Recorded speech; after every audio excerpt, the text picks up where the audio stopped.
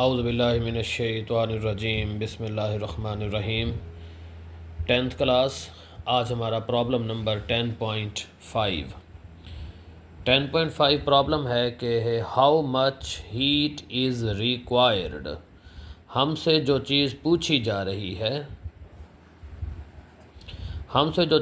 जा रही है वो है क्यू, कितनी हीट चाहिए होगी। To raise the temperature of 2 kilogram iron bar. एक आयरन बार है जिसका मैस 2 किलोग्राम है। From 20 degree Celsius to 100 degree Celsius. इसका टेम्परेचर, ओरिजिनल टेम्परेचर इसका है 20 डिग्री सेल्सियस और हम इसके टेम्परेचर को बढ़ा रहे हैं 20 डिग्री से 100 डिग्री सेल्सियस तक। Given that the specific heat capacity of iron is, iron की स्पेसिफिक हीट कैपेसिटी 450 जॉल पर किलोग्राम पर केल्विन है। इस प्रॉब्लम को एक दफ़ा फिर समझिए। हमसे ये कहा जा रहा है कि एक आयरन बार जिसका मैस 2 किलोग्राम है, इसका ओरिजिनल टेम्परेचर 20 डिग्री सेल्सियस है। अगर हम इसका टेम्परेचर 20 डिग्री सेल्सियस से बढ़ाकर 100 डिग्री सेल्सियस कर दें तो फिर इसके लिए हमें कितनी हीट देनी पड़ जाएगी, हमने हीट मालूम करनी है। एक आयरन बार जिसका mass m is equal to 2 kilogram, इसका टेम्परेचर 20 डिग्री सेल्सियस, इसको केल्विन में लिख लेंगे तो 20 केल्विन लिख लेंगे। इसका टेम्परेचर 20 डिग्री सेल्सियस से 100 डिग्री सेल्सियस तक बढ़ाना है। इस 100 डिग्री सेल्सियस को लिख लेते हैं 100 केल्विन। 100 डिग्री सेल्सियस तक बढ़ाने के लिए हमें कितनी हीट देनी पड़ेगी, जबकि इस आयरन की स्पेसिफिक हीट कैपेसिटी 450 जॉल पर किलोग्राम पर केल्विन है। यहाँ टेम्परेचर में जो चेंज आई है वो कितनी आई है, पहले थी 20, हमने करनी है 100, तो हम यहीं पे delta T, change in temperature, find कर लेंगे टी माइनस टी ओ, यानी कि 100 माइनस कर लेते हैं 20 तो हमारे पास आ जाता है 80 केल्विन। टू फाइंड, इस प्रॉब्लम में हम क्या चीज़ मालूम करने जा रहे हैं। इस प्रॉब्लम में हम मालूम करने जा रहे हैं Q, और Q मालूम करने के लिए हमारे पास फार्मूला है इसका। Q is equal to MC delta T. Values को पुट कर लेते हैं। Q is equal to M की जगह पर 2, C की जगह पर 450, डेल्टा T की जगह पर 80। इनको मल्टीप्लाई करते हैं। Q is equal to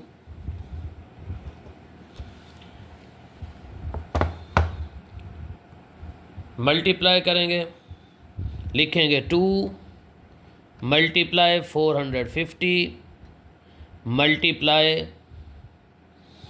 80। हमारे पास आंसर आता है 72,000। 72,000 हीट का यूनिट होता है जॉल। इसको चेंज करते हैं किलो जॉल में।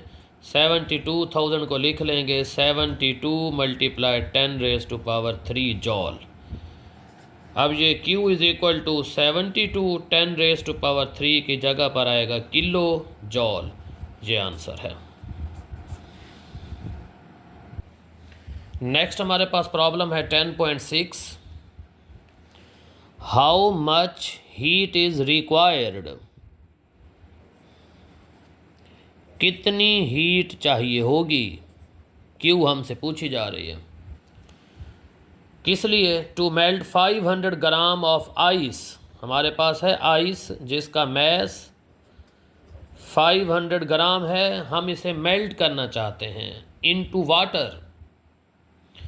जबकि latent heat of fusion of ice, latent heat of fusion को लिखते हैं एल के साथ एफ लिख लेते हैं, लेटेंट हीट ऑफ फ्यूजन, उसकी वैल्यू हमें गिवन है 3.36 मल्टीप्लाई 10 रेज टू पावर 5 हमें गिवन है।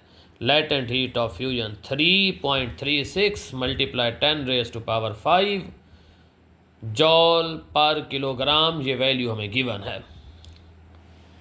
इस क्वेश्चन को एक दफ़ा फिर सुनिए। हमारे पास आइस है जिसका मैस है 500 ग्राम। इस आइस को हम वाटर में चेंज करना चाहते हैं। इसके लिए हमें कितनी हीट देनी पड़ेगी? जबकि latent heat of fusion of ice की value 3.36 multiply 10 raise to power 5 joule पर किलोग्राम है। तो हम इसका गिवन डाटा राइट करते हैं। हमारे पास इसके गिवन डाटा में दो चीज़ें गिवन हैं, एक मैस और दूसरा latent heat of fusion. Mass है हमारे पास m is equal to 500 gram. इस 500 ग्राम को किलोग्राम में चेंज करेंगे तो 500 को 1000 पर डिवाइड करेंगे, 1000 पर डिवाइड करें तो हमारे पास मैस आता है 0.5 किलोग्राम। जबकि आइस की latent heat of fusion LF is equal to 3.36 multiply 10 raise to power 5 joule पर किलोग्राम। टू फाइंड, इस प्रॉब्लम में हम क्या मालूम करना चाहते हैं? हम मालूम करना चाहते हैं Q मालूम करने के लिए हमारे पास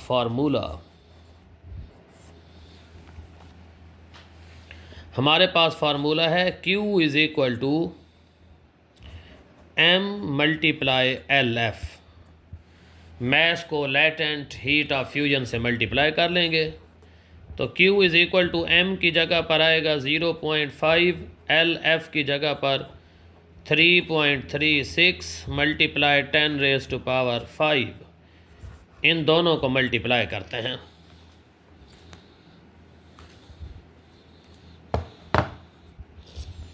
मल्टीप्लाई करते हैं 0.5 multiply 3.36 multiply 10 raise to power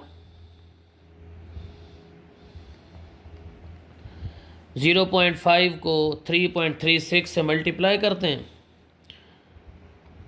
हमारे पास आता है 1.68। 1.68 मल्टीप्लाई ये वाला 10 रेज टू पावर 5। हरारत का यूनिट होता है जॉल। अब ये Q इज़ इक्वल टू, इसको हम यूँ लिख लेते हैं 1.68 मल्टीप्लाई 10 रेज टू पावर 2 अलहदा कर लेते हैं और 10 रेज टू पावर 3 को अलहदा कर लेते हैं।